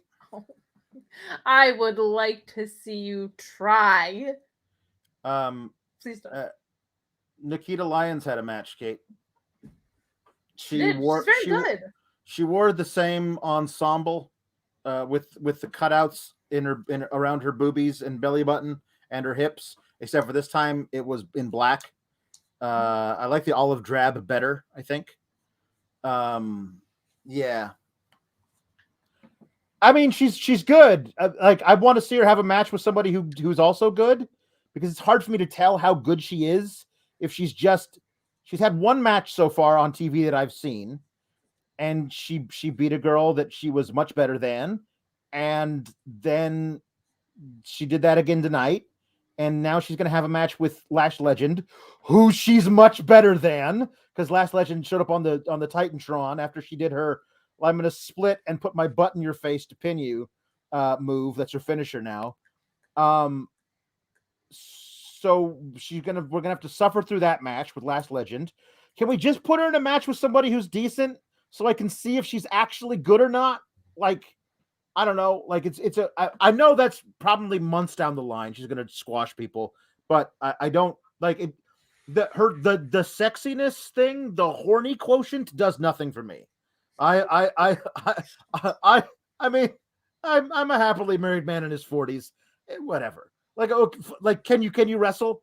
Or are you charismatic on the microphone? Those are the things I care about. Your hotness does nothing. Can she keep that same energy? Right. I have a lot of questions about Nikita Lyons. My problem with the gear is not the gear itself. It's that it feels completely inauthentic to this extremely multifaceted character that they played. They said she is a singer and a bouncer and a nunchuck wielding judo gal, and none of those things require having booby cutouts. So if Mandy Rose wants to do that, that's fine. The gear is distracting and inauthentic to the character, and it also seems like she's distracted by it multiple times in this match. I was like, she thinks she's going to fall out of it. Mm-hmm. I can tell. ladies have had that moment, all right? Yeah. There's always been a moment where we're pushing things a little too far. I was just like in college at some dumb frat house, probably worried about myself. She's in a wrestling ring worried she's going to fall out of it. And she's got it here. She's got it in her butt too. And she seems like, I don't know, it doesn't feel like she wants to be wearing that, which is something that I don't feel comfortable with for her. Yeah. Like, that seems wrong that they would be forcing that. And that's not to say you can't have, like, sexy wardrobe. Like, that's Mandy Rose's whole thing, right? It just doesn't feel like it's connected to what Nikita Lyons is trying to do. But she's beautiful, and she seems like she kicks ass. So, like, Becky Lynch is, like, one of the prettiest people in the world. And she's always had, like, kind of like long boy gear. You know what I mean?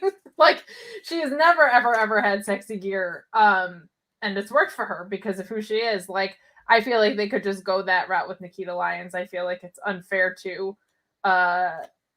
put something on her that's disconnected to who she seems to be as a wrestler.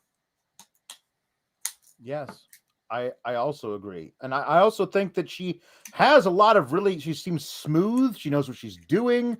Like, I'm into it. Like, show me what you can actually do as opposed to riding this wave of, oh, Twitter got horny when she had her last match. So, like, she wanted, like, Vic Joseph says, send out your tweets. Like, and she's not like, she's not winking into the camera after the match either. You know what I mean? Like, it doesn't feel like that's something that she's created. It feels like something that she's created, that's been created around her, which I don't feel like is fair to her. But anybody that trains judo, I tend to really like. I've realized, like, in the ring, because it's all very impactful and also very, very smooth in the ring. So I really like that about her. But I just hope she's happy with what they're doing with her, because it doesn't read that way to me as a woman watching at home. Yeah, I hope that, let's say by early to midsummer, she's having actual matches and not squashes anymore. Like, if you want to ride the wave of her being like a main attraction on social media, then don't do this with her. Put her in an actual program that she can win, and then use that, moving her up the card toward the women's title. Like, do that if you actually want to ride this wave. I don't know. So John Larkin says Twitter will indeed be horny yet again about this. And then he says, thought the main event was great though. Pretty decent episode overall. Yeah, we got A Kid versus Roddy versus Grimes. And Luis Polito, our wonderful mod. Who Come on, God, the 22-year-old whiz kid. I don't know. A Roddy Strong match on my B-Day. God bless.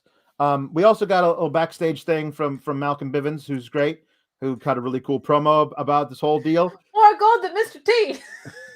and then as they walk off, the Creeds are like, "Hey, go for it, guys. We'll just be sitting back here." And then Brutus Creed gets the text message. Hey, this is 781 area code. You know anybody? Says, good luck with your match. We'll be watching. Oh my God, that's the dudes that jumped us. And then they're like, oh, I'm gonna beat them up. Like, they're in your phone, man. Like, I don't know what you're gonna do now. Like, are you gonna trace the call? It was a weird deal. But 781. There's some confusion on Twitter. They say it was 718. I heard 781. Whatever. 781 is the Boston suburbs. 718 is New York City. Who knows? But they're not from Florida, so it's going to be hard for you to find them. Yeah, no, if I get something that's an unrecognized number, it's just like do you want to extend your auto warranty bullshit? So good for them, I guess. But, like, I don't know, you work with all these people. I feel like maybe you should be able to trace the number down. Yeah. I think Malcolm Bivens could figure it out for you. He's right there. It's kind of a part of his job. He's right there. That part of it was weird.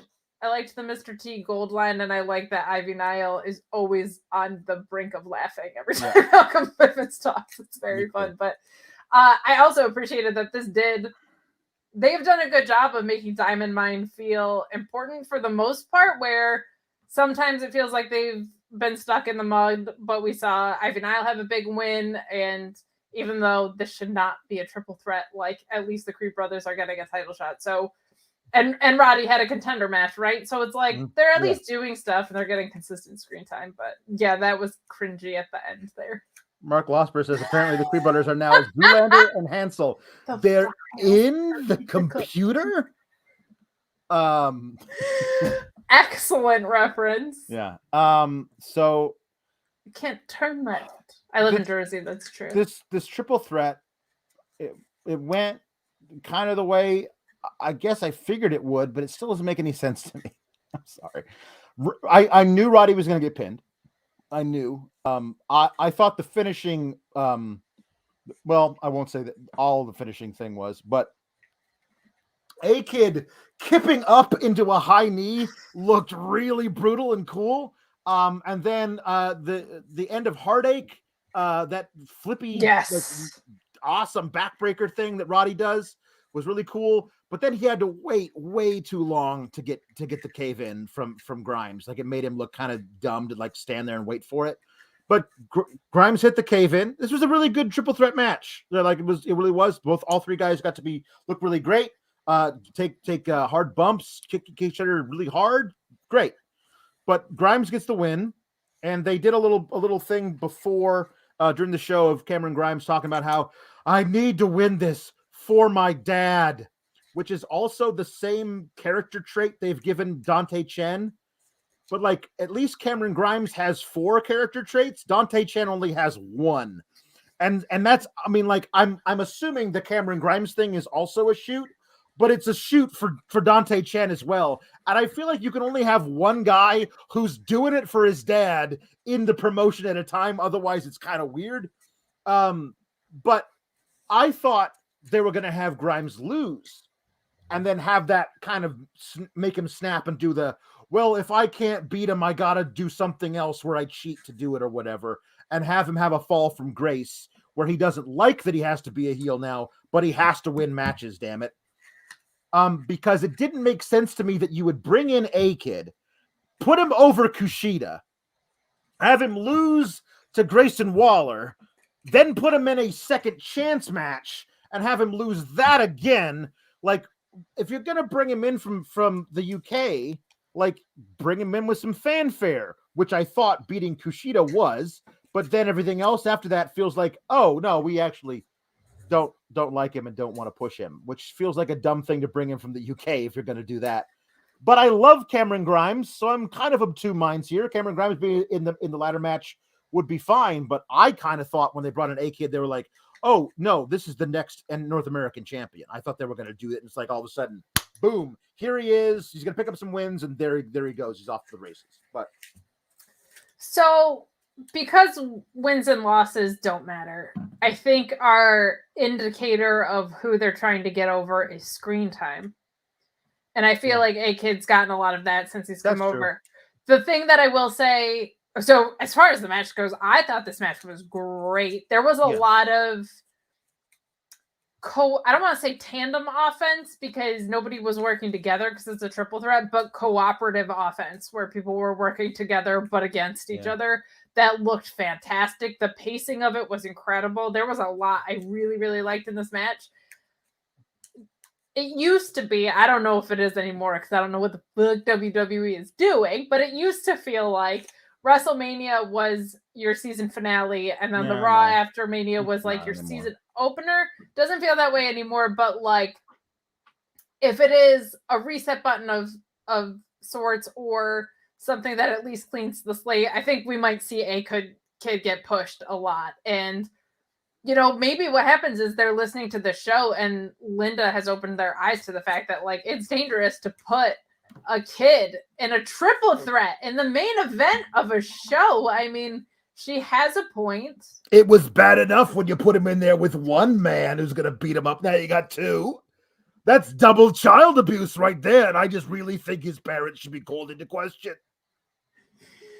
The double child abuse is the tandem finisher in a triple threat.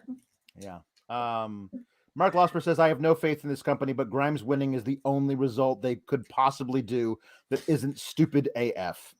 Cameron Grimes he will make you laugh hard or he will make you cry. That guy is going for your jugular either way when that guy gives a promo.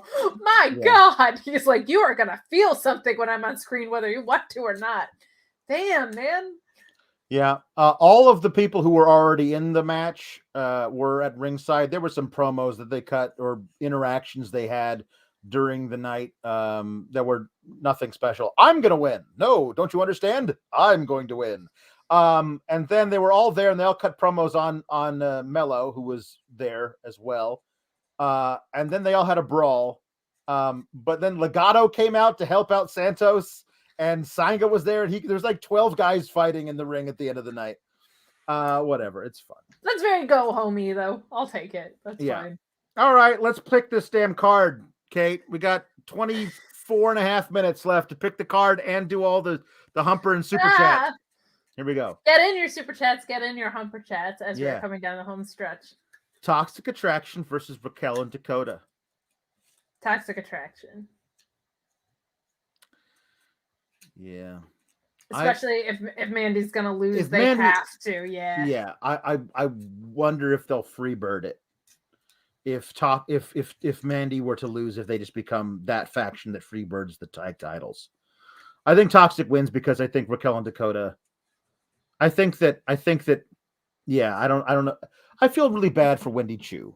Like, she got super over. Everyone thought she and Dakota were a really great team. She had that awesome spot we didn't even talk about last week where like she was gonna get 619, Dakota was by EO, but then like Wendy Chu with perfect timing put a pillow up so that EO kicked the pillow instead of kicking Dakota Kai's face. Like, Wendy Chu and Dakota Kai were great as a team. There doesn't seem to be a reason to do this. Like, to bend all logic to put Raquel and Dakota back together. Why not just do this? Hey, because Kaylee Ray and Io Shirai gave up the tag title shot, the runners-up in the tournament now get that shot. And you can have Dakota Kai and Wendy Chu, who are over as a tag team, get their tag title shot, especially if whoever faces Gigi and JJ is going to lose. My only thinking is that maybe we're setting up Raquel and Wendy Chu against each other. Like, maybe Raquel is the one that kidnapped her, and then they're gonna fight. Yeah. So yeah, I'm also picking Toxic Attraction. Index versus Duja in a who's a hotter couple off. I mean, the baby faces are going to get the bigger crowd reaction, so that's why you would pick that, right? Like, I guess, yeah. I'm just wondering if this is a match or not, but I also don't even know. They did not say it was a match. At no point did they say it was a match. Why they said is it's like the serial killer the face? Like, I have so many questions about this, but I don't want to die, so I'll go with Index. And also, I got to make an Index card joke earlier, so I'm going with them. You did. Ciampa versus Tony D. Tony D. It should be a really fun match. I think it'd be great. Walter versus LA Knight. Ooh. Walter. Yeah. Walter's not losing. It might be some weird crazy finish, but I don't think there's no way Walter gets pinned. No, I'm thinking post-Mania there's gonna be call-ups, and I think LA Knight is at the top of that list. Yeah. Imperium versus the Creeds versus MSK.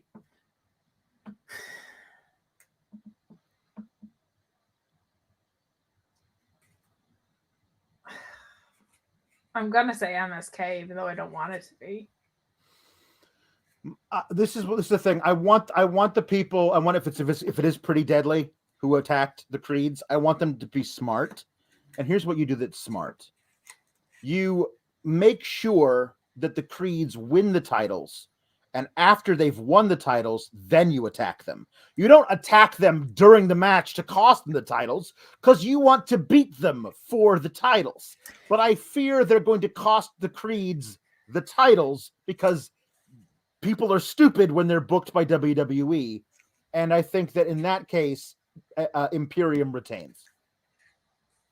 I will say that tonight gave me more hope that the Creeds will go over. I want that we didn't see. Me too. I think they should. Yeah. I don't think there's much more for Imperium to do with them right now, which is why I'm scared they're going to default to MSK. Yeah. I want the Creeds to go over tonight. Not seeing Pretty Deadly and just getting that weird cell phone thing made me think maybe they're, because what did they say? They were like good luck or whatever. Good luck. We'll be watching you. Yeah, that makes me think that maybe like they will go over and then you'll see them come out after and do like some stare down. And I'm going to change it to the Creed brothers. Is it too late? Did I lock in? I'm going to change to the Creed brothers because I think, now that we're talking it through, like, I think the Creeds win and then Pretty Deadly shows up and they look at them. Hold on. Judges? No, the judges say that was your final answer. The original was your final answer. I'm sorry. I don't care. Honestly, I don't care. None of this is binding in any way. Got millions riding on it. Millions, I tell you. Okay. Carmelo Hayes versus Solo Sikoa, a.k.a. Blonde Uso, versus Santos Escobar versus Cameron Grimes versus Grayson Waller in an NXT North American Championship ladder match. This is tough. It's either Cameron Grimes or Mello retains. I'm going to say Cameron Grimes. Yeah. If not now, when? Yes. I believe. Hold on a second here. Well, I missed something here. There we go. Mark Losper says, with no hyperbole, if Grimes doesn't win the title, this will be one of the most egregious usages of a personal story they've done in about a week. Yeah, I think if Carmelo does not retain, then Cameron Grimes wins. If Carmelo does retain, then Cameron Grimes will be the guy who beats him in a singles match later down the line. I think that might be what they do because they love to stretch out the heat. Gotta stretch out the heat. Bully Ray doesn't even need Blue Chew for the amount of heat that Cameron Grimes at the top of the ladder, about to pull down the belt. Trick Williams gets in the ring and pulls Cameron Grimes off the ladder, throws him out of the ring, and then Carmelo Hayes wins because it's a multi-man ladder match, so anything goes and anybody can get involved. If that's the case, though, Sanga should be out there punching dudes in the face from the beginning. Both members of Legado should be out there. Hell, Elektra Lopez should be out there just kicking dudes in the balls. Unless you're going to ban everybody from ringside, just bring everybody down there to go nuts. And Cameron Grimes wins in spite of all those people. That's what I think. That'd be lovely. Okay. You know where a ladder takes you? Where does the ladder take you? To the moon. Walked right into that one. It's not true. It's a spaceship that takes you to the moon. Oh, okay. Mandy Rose versus Cora Jade versus Kaylee Ray versus Io Shirai. I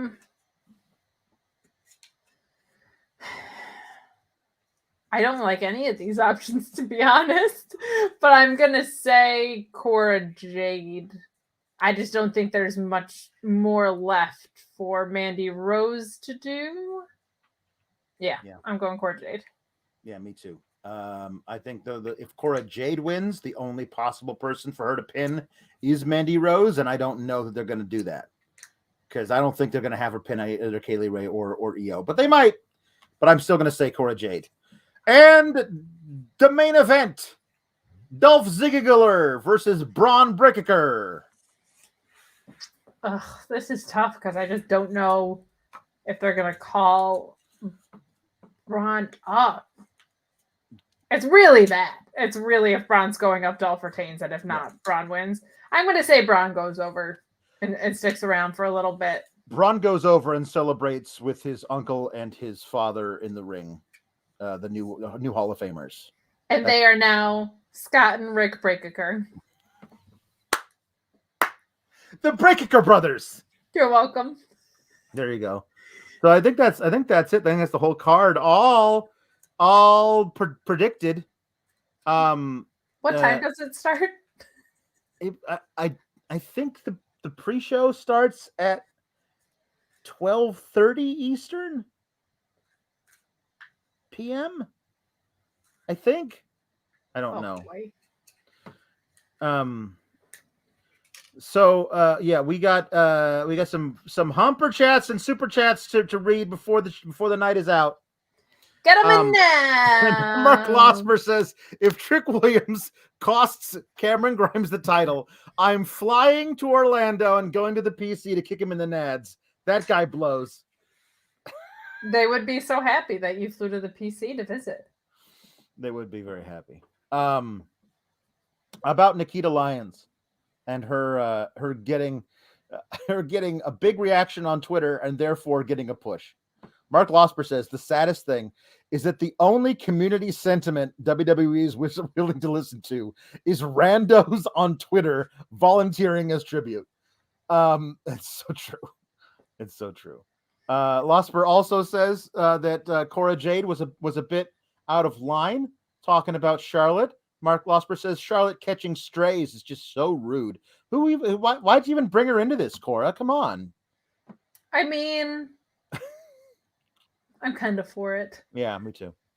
Mark Losper says in the Fatal 4-Way, in a straight choice of the 4 women in the Standard Deliver title match, the winner is clearly going to be Keith Lee. James Ellsworth. Yeah, James Ellsworth. Yeah, it does start at noon Eastern, by the way. The pre-show starts at noon Eastern. The pre-show starts at noon Eastern? Yes. Okay. All right. Okay.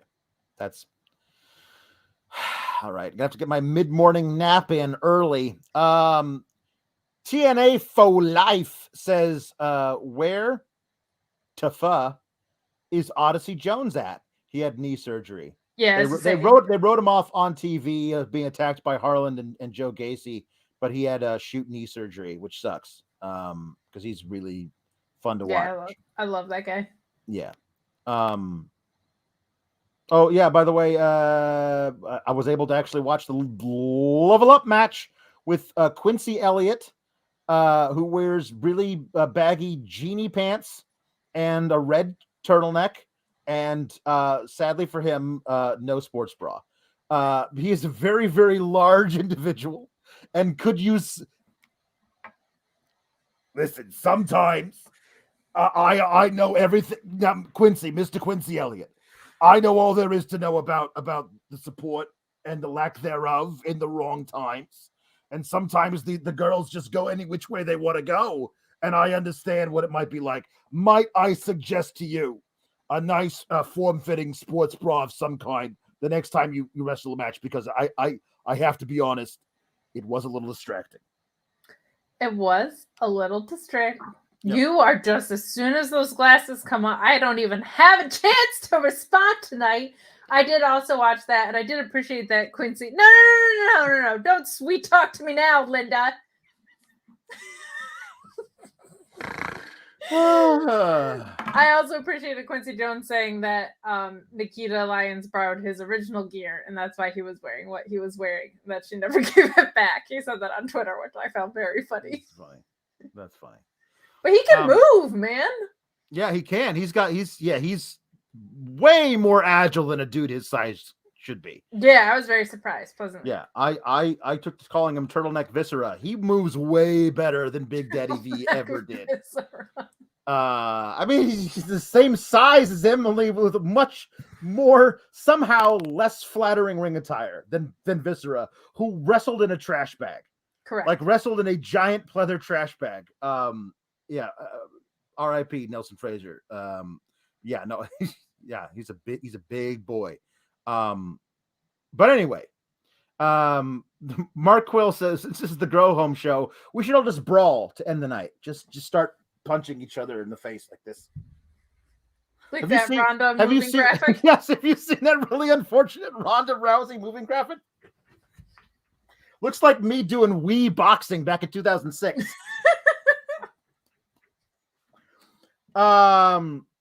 So here we go.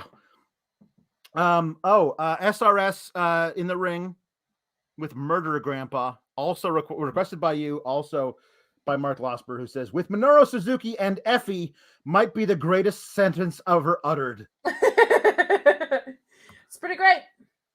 Pretty great. Yeah. Okay. So we got so here you go. NWA Bad Blood says, even though I'm working, wink, wink, wink, I gotta stop by and give a shout out to the best bangs in the biz. Keep up the good word, guys. Thank you, NWA Bad Blood. Thank you. Mark Quill, who says, and this is very touching. Councilman Mark Quill from the Council of Marks. Councilman Mark Quill. I was never someone who had a lot of friends in school/university. It's why I value friendships like the SGS and those on Twitter. It's why I appreciate everyone. Cheers, Alex, Kate, and the SGS. Much love, all. Thank you, Mark. Well, thank you. Internet friends are friends. And if you went to Chase University, I would understand why you did not have many friendships there, because it just seems like a pretty toxic learning environment, to be honest. Jake Salazar, we're trying to get together a community on the Twitter called the SGS. It is right now invite only. If you'd like to be a part of it, you can apply. Respectfully apply. Respectfully. Hashtag SGS. We'll tweet either me or Kate, and we'll see how great gigantic this community can get. But Jake says, so just a question. I tweeted y'all both SGS and hopefully I get in. Are there rules on controlling our sourative? Anyway, love y'all guys. Yes, there are rules. I love that you aren't even in the group and you already assume that the rules are a parody of Control Your Narrative. Yep. Spoiler, they are. Yep. I will say, if you are looking to get in, my mentions have been busy, and because of my quality filters, I don't always see everything. So please respectfully slide into the DMs. You guys have been very nice about that. Also, the secret passcode is Kate's Banks rule. So you're not sucking up will get you everywhere. That's all. So if you know what Twitter communities are, you can also search for Sour Graps Society on the communities and apply to be let in. And we'll look at that and allow you to we'll allow you in. But look at the dimension. There's so much texture. There's literally 3 dimensions. When Beyonce was like, I'm feeling myself, it was about my bangs. Yeah. Tyrone Kidd says, just finished watching 2.0, Kate. Please explain to me why you're doing all these things to Diamond Mine, such a sour heel. I don't know. What are you doing? What are you doing to Diamond Mine? I'm doing something to Diamond Mine? I don't know. I like Diamond Mine. We all love Diamond Mine here. Diamond all right. Great. Here we go. It's the jukebox. Well, one thing first, it's a well, I don't know. It's a advice on how to do a jukebox from Mark Losper. Says that Korg from Thor Ragnarok, I love Korg, is a great place to start with the Kiwi accent. Talking about this is better than this index doubla segment. It's not great. It's not great. But no, I love Korg. He's like, I myself am made of rocks, so I've got that going for me. I do love Taika Waititi as well. Ricardo Elilo says, is anyone as hyped as I am for Stand and Deliver? I think Ciampa versus Tony D is gonna bang. I think Ziggles versus Steiner is gonna bang. That's enough for me. Can't wait for y'all's opinion. I'm more excited for Stand and Deliver than WrestleMania, which is sad. By far. Yeah. No, I think the ladder match is going to be great. I think Walter is going to turn LA Knight's chest into hamburger. I think the triple threat tag match has a chance to be really, really special. Depending on how they book the women's fatal 4-way, that could be fun. Like there's a lot of good stuff that could appear on Stand and Deliver, much more so than I think will appear on either night of WrestleMania. Mark Losper says, this is a great show. Alex, Kate, and the best bangs in the game, Kenny Omega. Banned. Yeah, You're banned. Kicked out. Banned. Kicked out of SGS. Banned. So normally we give warnings. You talk about my bangs, you're out. Here's the Oh, the 718 code, because you are you from the 718? Kate, are you in the 718? Fabe it, bro. Okay, Fabe, don't tell. Fabe it, bro, is really good. Here we go. We got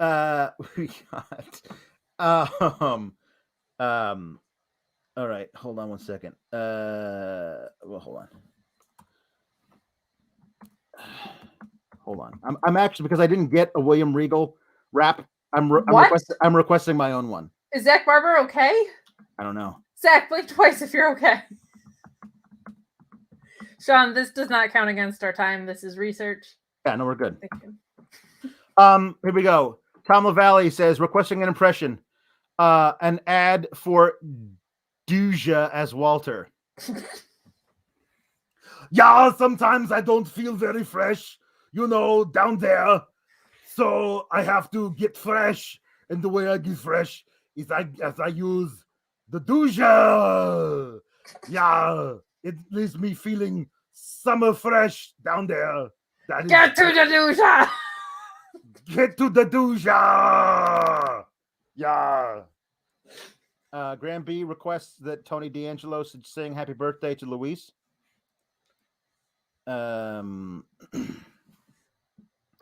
Happy birthday to you. Happy birthday to you. Happy birthday, dear Luis, the mod god. Happy birthday to you. And many more. Tony D's Country Corner, requested by JW Pringle. Here's a quarter by Travis Tritt.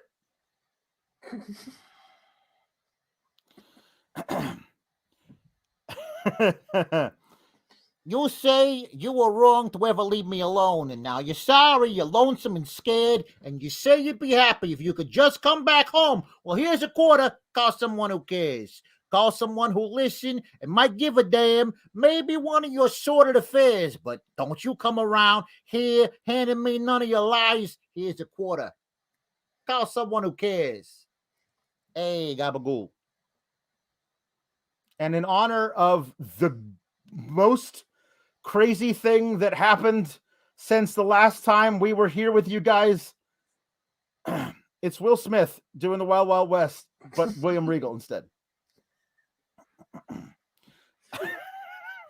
love you guys so much.